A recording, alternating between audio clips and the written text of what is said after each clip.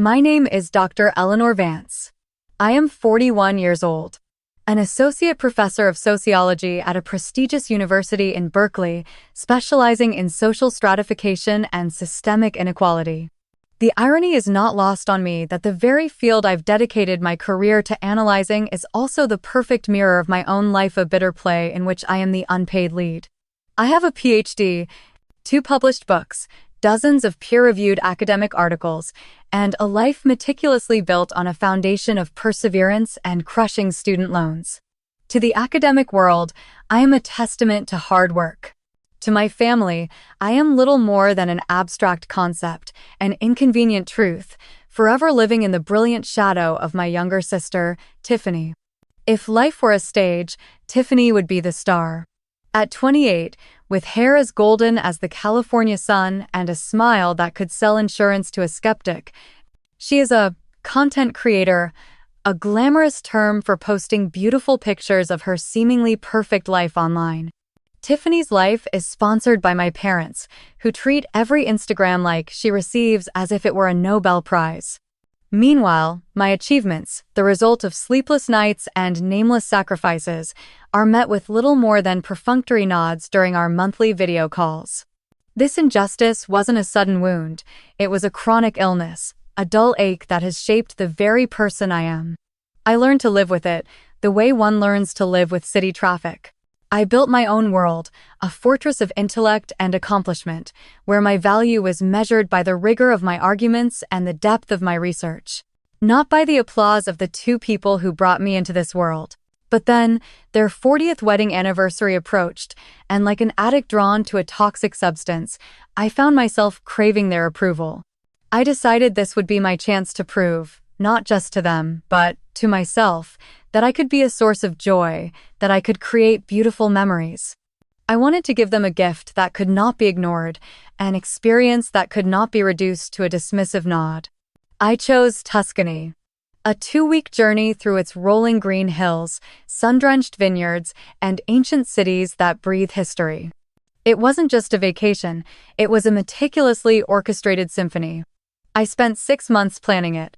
6 months of stolen lunch breaks researching ancient villas, of late evenings comparing boutique family-owned wineries, of transatlantic calls to book private cooking classes with an authentic Italian, Nonna. I booked a 16th-century stone villa overlooking the Val d'Orcia with a balcony perfect for watching the sunset with a glass of Chianti Classico. I arranged a private, after-hours tour of the Uffizi Gallery in Florence, far from the madding crowds.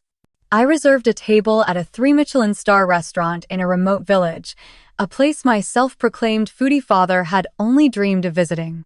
I even found an artisan in Siena who specialized in restoring old photographs and planned to secretly bring their faded wedding picture for him to renew as a surprise. Every detail was infused with my love and a scholar's precision. The total cost, over $20,000, came from my own savings money I had been earmarking for a long-overdue renovation of my small kitchen. But it would be worth it, I told myself. This wasn't just a gift. It was a peace offering, a bridge I was trying to build across a chasm of indifference.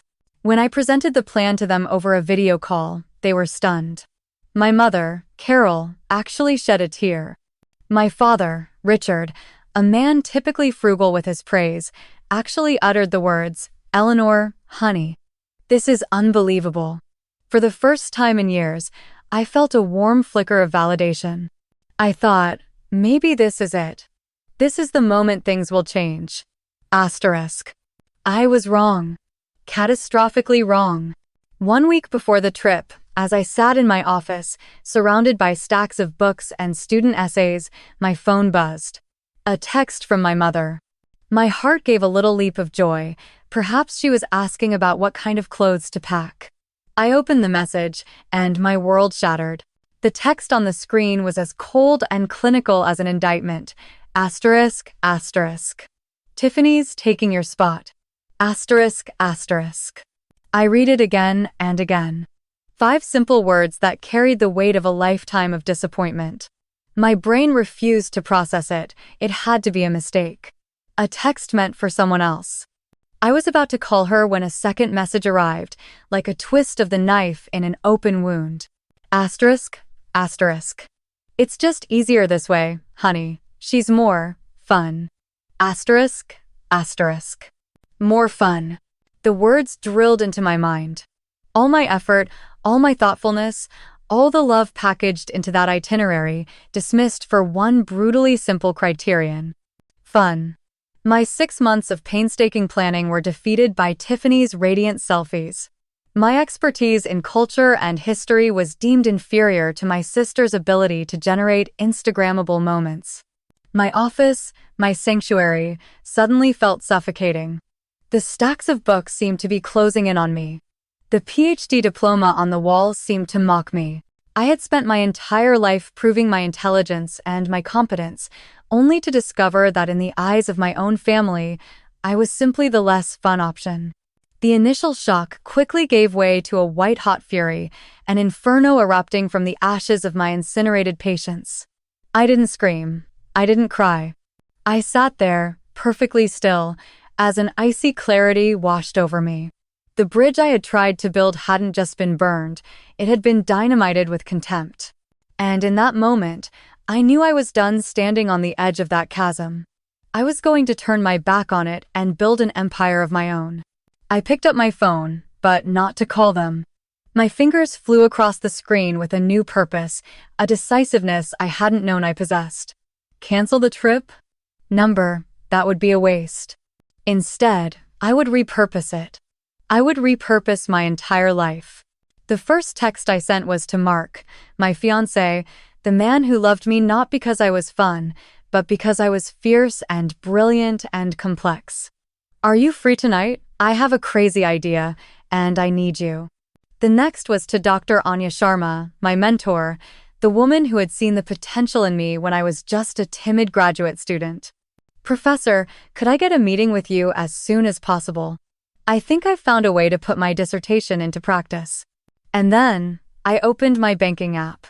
$20,000. The number stared back at me, no longer a symbol of rejected sacrifice, but the seed of a personal revolution. The phone call with my parents finally happened that evening, a symphony of weak excuses and breathtaking incomprehension. Eleanor, don't be so dramatic, my mother began, her voice edged with annoyance, as if I were the one causing an inconvenience. It's just a trip. Just a trip. My voice was terrifyingly calm, the quiet before a hurricane. Mom, I spent 6 months of my life creating that trip. I used 3 years of my savings. It wasn't just a trip, it was my 40th anniversary gift to you. We know, honey, and we appreciate it, my father interjected, his tone attempting reconciliation. But you know, Tiffany, she's going through a tough time with her breakup. She needed a change of scenery, and you're always so busy with work. Their logic was so twisted it was almost comical. Tiffany's heartbreak required a lavish European getaway to soothe, while my busyness the result of having to single-handedly support myself. My entire adult life was used as a reason to cast me aside. Dad, I took a sabbatical. I arranged for a colleague to cover my classes. I planned everything so I wouldn't be busy. I countered, the precision in my words as sharp as a scalpel. Oh, Eleanor, don't be so literal, my mother sighed. You know Tiffany. She's so spontaneous, so fun, the trip will just be more enjoyable with her. You're so serious. Serious. I repeated the word, tasting its bitter flavor. My seriousness got me a PhD. My seriousness paid off my student loans with no help from anyone. My seriousness built this entire career, the one you occasionally brag about to your friends. Isn't that right? Silence. A heavy, suffocating silence. Finally, my mother said, in a tone she must have thought was gentle but which landed as sophisticated condescension. We'll make it up to you, okay? We'll take you out for a nice dinner when we get back. And that's when I knew it was truly over. They didn't get it. They would never get it. They were trying to put a band-aid on an arterial wound. They thought a single dinner could compensate for decades of casual disregard, crystallized in one cruel text message. That won't be necessary, I said, and this time, there was no anger in my voice, only a cool, clean distance. I've already made other plans. I hope you and Tiffany have a wonderful time. Make sure she gets plenty of good pictures for her Instagram." I hung up before they could reply. I didn't sob. I didn't throw things. Instead, I opened my laptop. The screen glowed, illuminating my face in the dark. The fire of my rage had transformed into a different kind of fuel, cold, efficient, and purposeful. I started to write. Not an academic paper, not an angry email. I was writing the manifesto for my new life. First, I canceled every reservation under the names Richard and Carol Vance. The villa, the restaurants, the tours, the cooking class. I lost a portion of the deposits, about $3,000. I considered it the tuition for an expensive lesson. The remaining $17,000 sat in my account like a promise. Next, I called Mark. He came over immediately, bringing a good bottle of red wine and a comforting silence. He sat with me as I recounted the entire story, never interrupting, just holding my hand. "So, what's the crazy idea?" he asked when I had finished, his eyes shining with unwavering support. "I'm not letting them take Tuscany from me," I said. "I'm not letting them turn it into a symbol of my failure. I'm turning it into a launch pad." I explained my plan, the ideas that had formed in the fever of betrayal. I would split the money in two. The first part, $10,000, would become the seed money to establish the Phoenix Scholarship in my department. It would be for first-generation, low-income students, the ones who had to fight for their academic dreams just like I did. It would be called the Phoenix because it was for those who rise from the ashes of their circumstances. The second part, $7,000, would be the startup capital for my own consulting firm, Vance Strategic Insights. I would leverage my expertise in social dynamics and organizational structures to advise Silicon Valley tech companies on workplace culture, diversity, and inclusion. My PhD dissertation was on how invisible systems create bias and exclusion. I would get paid to help corporations dismantle those very systems. Mark listened, a slow grin spreading across his face. "Ellie," he said, "that's not a crazy idea. That is the most brilliant idea I have ever heard." The next day, I met with Dr. Sharma. She sat across from me in her sunlit office, listening intently. She was a small woman with an immense presence, her sharp intellect honed by decades in the competitive fires of academia. When I finished laying out the idea for the Phoenix Scholarship, she didn't smile. She nodded, a look of profound respect on her face.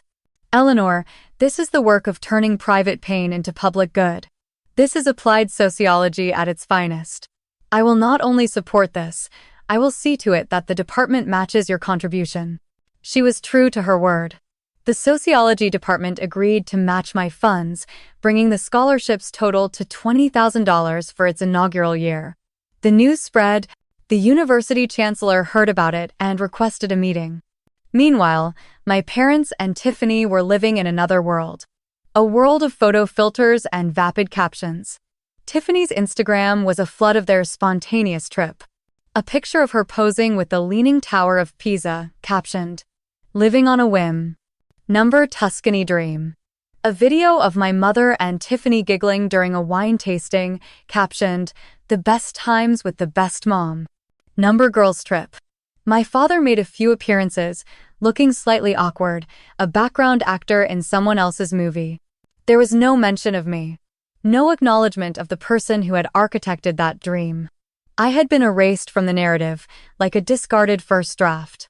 Every photo was a small sting, but I was learning to metabolize pain into progress. While they were eating the pasta I had picked out, I was drafting the charter for my scholarship. While they were taking selfies in front of the statue of David, I was building the website for my consulting firm. While they were basking in the Tuscan sun, I was working under the fluorescent lights of my office, building my future. I registered the domain name, designed a simple but professional logo, and began to activate my network. I emailed former students now working at major tech companies, students who had taken my classes. I wasn't asking for a job, I was offering a solution to problems I knew they were facing. The response was faster than I could have imagined. A former student, now a VP of Human Resources at a fast-growing startup, replied within an hour. Dr. Vance, it's amazing to hear from you. We are hemorrhaging female talent in our engineering department. Your insights would be invaluable. Can you meet next week? That was my first contract. A 3-month consulting project worth $30,000, more than the cost of the entire trip to Tuscany, more than I made in a semester of teaching. My life began to bifurcate into two parallel realities. By day, I was Professor Vance, lecturing on Foucault and Bourdieu to bright-eyed undergraduates.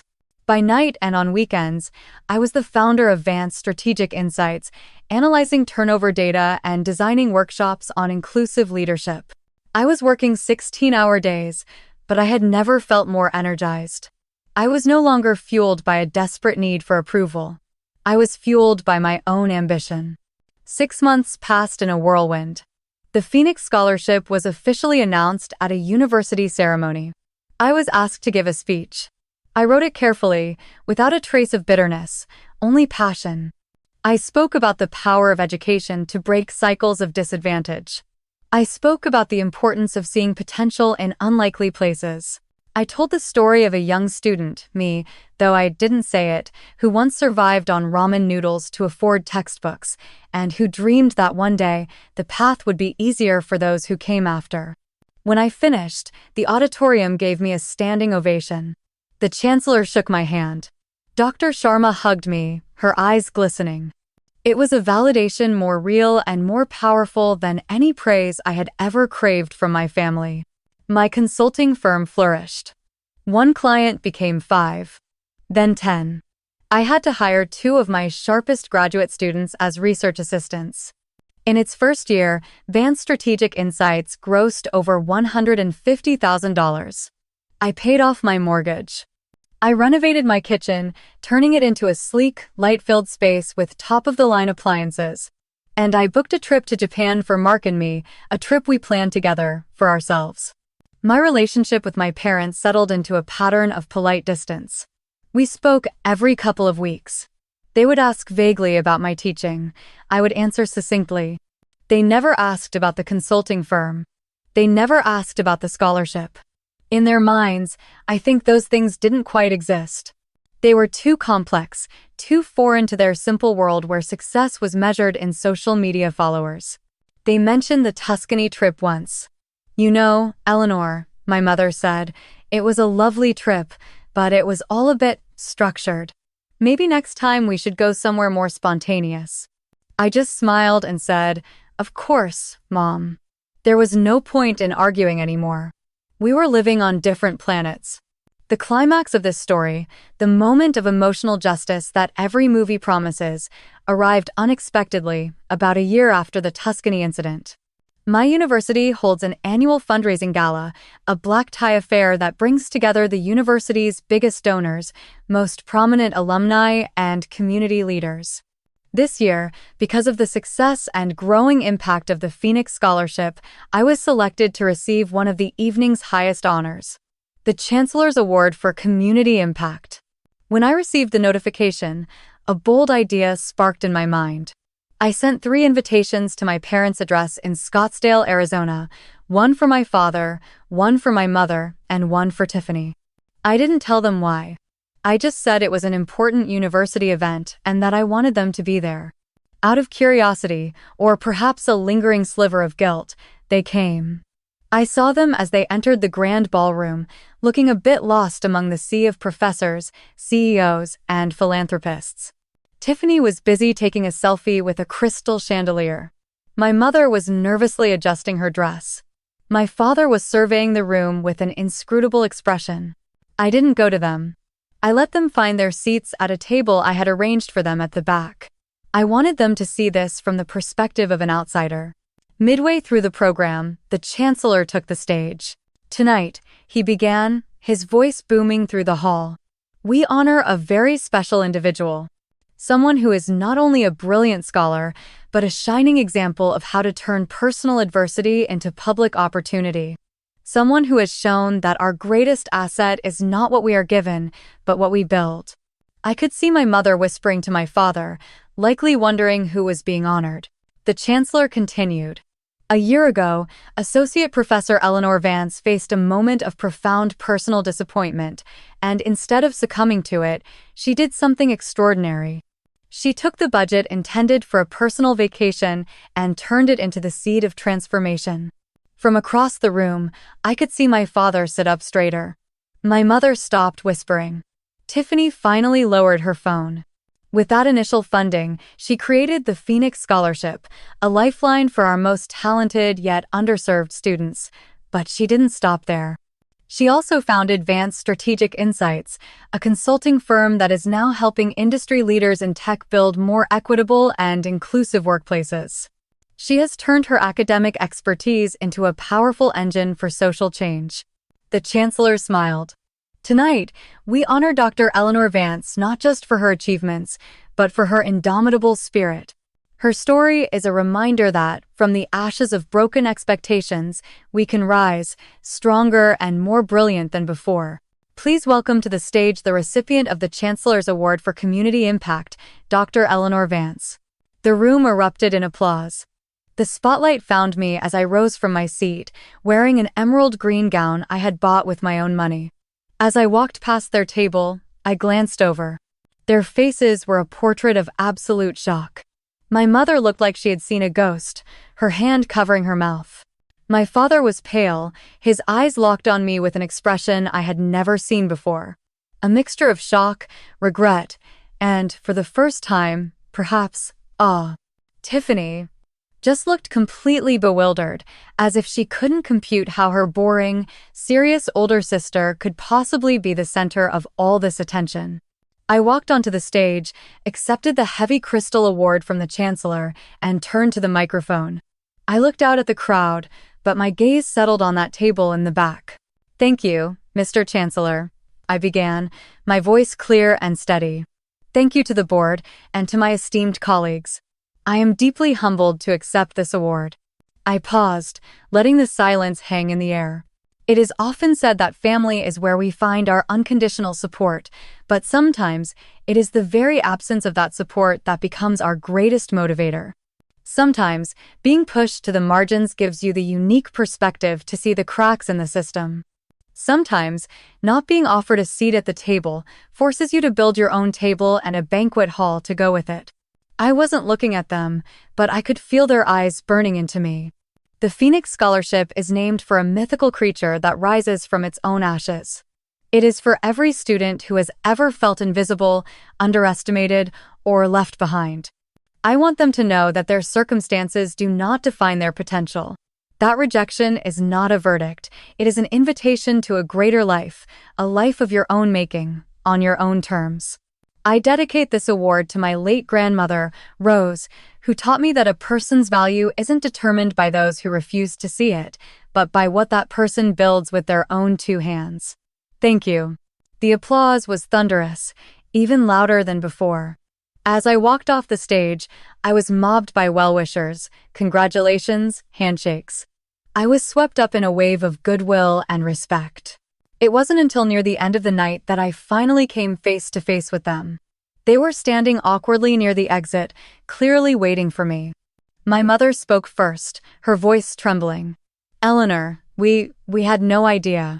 "That's the point, isn't it, Mom?" I replied, not with anger, but with simple truth. "You had no idea. You didn't ask. You never truly looked." "We're so proud of you," my father said, his voice thick with emotion. "So very proud." "What are you proud of?" I asked gently.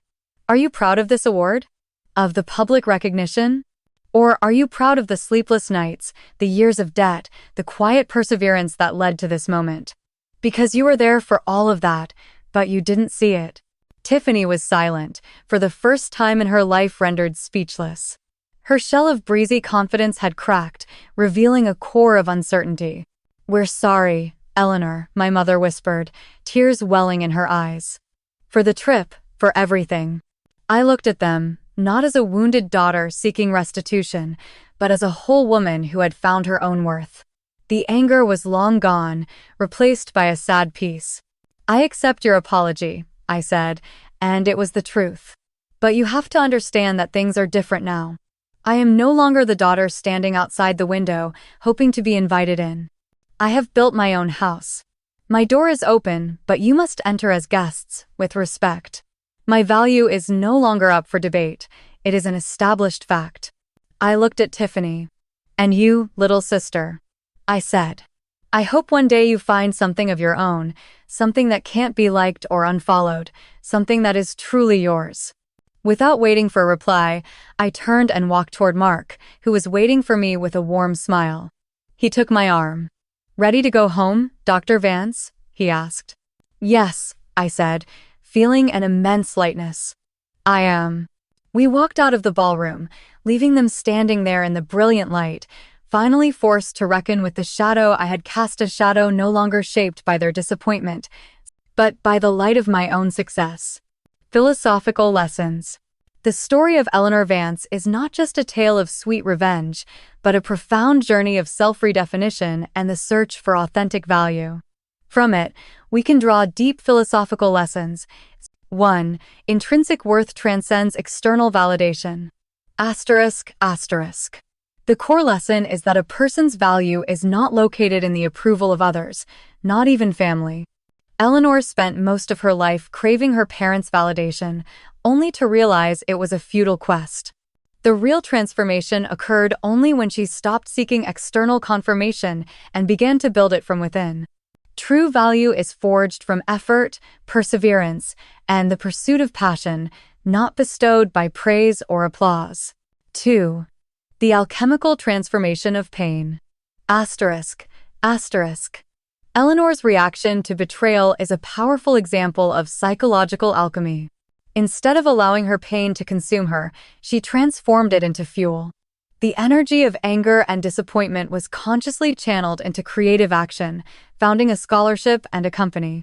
This teaches us that life's greatest adversities can become our most potent catalysts for growth and contribution, if we choose to direct our energy constructively. 3. The power of the chosen family. Asterisk. While Eleanor's biological family was a source of pain, her chosen family, her fiancé, Mark, her mentor, Dr. Sharma, and the memory of her grandmother, Roses, was her source of unconditional support and strength. This highlights a crucial truth of modern life. The relationships we actively build and cultivate can often provide deeper nourishment and understanding than the ones we are born into. We have the power and the right to create our own support systems.